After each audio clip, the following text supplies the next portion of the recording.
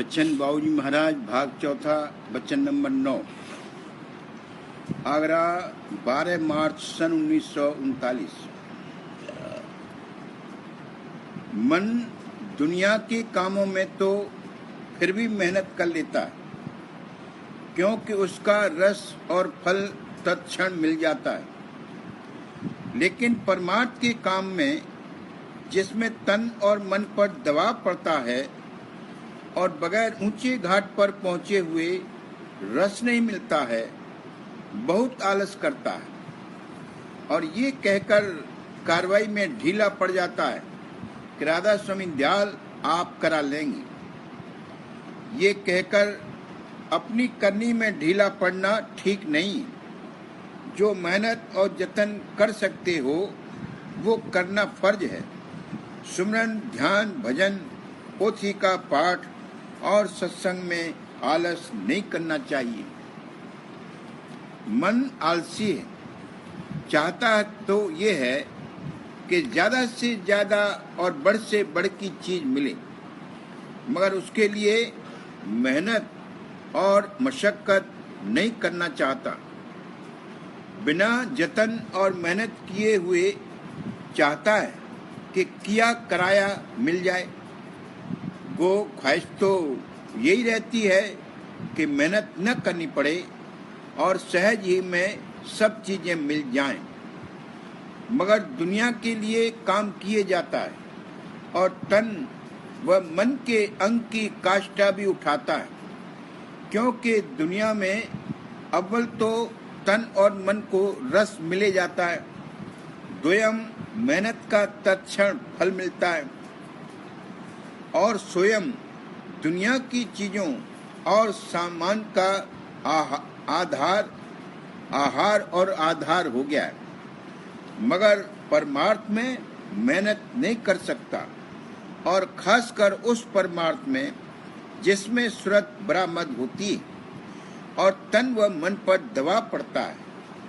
दुनिया में नामवरी हासिल करने की ख्वाहिश और दुनियावी सामान की तृष्णा में इंसान बड़ी बड़ी काष्ठा उठा जाता है और मेहनत कर जाता है, यहाँ तक कि अपनी जान तक देने को तैयार हो जाता है।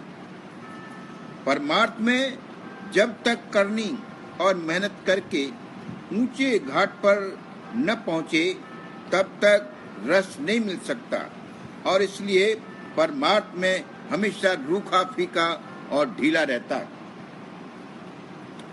शुरू में जब नया शौक होता है तब कुछ दिनों थोड़ी बहुत कार्रवाई कर लेता है, मगर ज्यों ही सिमटने में जो दबाव पड़ता है वो पड़ने लगा कि छोड़ देता है। सिमटना बड़ा मुश्किल है, काल नहीं कर सकता, उसमें गुंजाइश ही नहीं। अगर होती तो सतलोक से नहीं निकाला जाता। सिमटकर इस कदर समूह बना सके कि वहां का रस और आनंद ले सके, ये काबिलियत उसमें नहीं। ये आलस का अंग प्रथम काल में पैदा हुआ और इसकी वजह से वो वहां से निकाला गया। जीव में सिमटने की गुंजाइश और काबिलियत है, मगर मन का ये अंग उसमें विघन करता है। ये कहकर परमार्थी कार्रवाई को छोड़ देता है या उसमें ढीला पड़ जाता है कि बिना राधा स्वामी दयाल की दया व मेहर के कुछ नहीं बन सकता। जब वे चाहेंगे आप करा लेंगे। बेशक जब राधा स्वामी दयाल दया करेंगे तभी करनी बनेगी, मगर इसका ये मतलब तो नहीं है कि दया के भरोसे आलसी बनकर बैठ जाए। दया से और कुदरत के कायदे से जो शक्तियां तुम में जाग गई हैं, उनसे जो मेहनत और जतन तुम कर सकते हो वो तुमको करना चाहिए। तुम्हारा फर्ज है। जो काम तुम नहीं कर सकते, लाचारी है, उसके लिए तुम दया मांगोगे तो मालिक दया करेगा और तुम्हारा काम कर देगा या करा देगा। मगर जो तुम कर सकते हो वो तुम जरूर करो। अगर नहीं करोगे तो विकार दूर नहीं होंगे और सूरत नहीं निकल सकेगी। इस घाट पर विकारों में जो सूरत फंस गई है, सो बिना रियाजत, मेहनत, जतन और कोशिश के उसका निकलना नहीं हो सकता। आलस करके बैठे रहने से विष और विकार की पोटली नहीं खुलेगी, और जब तक ये न हो सूरत कैसे चल सकती। मेहर और दया अपना काम कर रही है।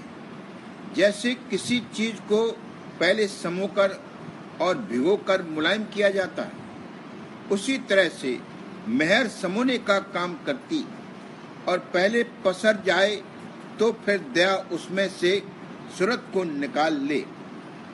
सुमरन, ध्यान, भजन और पोथी का पाठ व सत्संग वगैरह सब सूरत को निकालने के लिए हैं।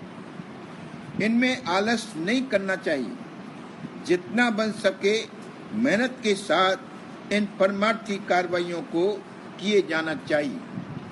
अगर आलस किया जाएगा तो ब्रह दब जाएगी और परमार्थी तरक्की बंद हो जाएगी। वैसे मालिक की दया व मौज से ऐसी हालतें गुजरा करेंगी जो इसको चेत दिलाती रहेंगी और आलस करके चुप होकर नहीं बैठने देंगी, मगर खुद को भी चाहिए कि चेत कर और दुरुस्ती के साथ कार्रवाई करें। आलस का अंग बड़ा नाकिस और खराब है। न सिर्फ परमार्थ में ही बल्कि स्वार्थ में भी इससे होशियार रहना चाहिए।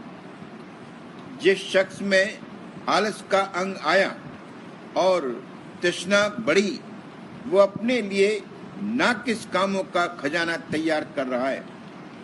इस वक्त चाहे वो दुनिया में जाहिरा सब कामकाज दुरुस्ती से कर रहा हो, मगर किस वक्त वो किसकी क्या हक तलफी करेगा और उससे क्या पाप कर्म बन पड़ेगा, इसको कोई नहीं जानता। वक्त आने पर वो सब कुछ खराबी कर सकता है। इसलिए इस अंग को निकालना हर एक आदमी का फर्ज है, और खासकर परमार्थी को इससे बहुत होशियार रहना चाहिए।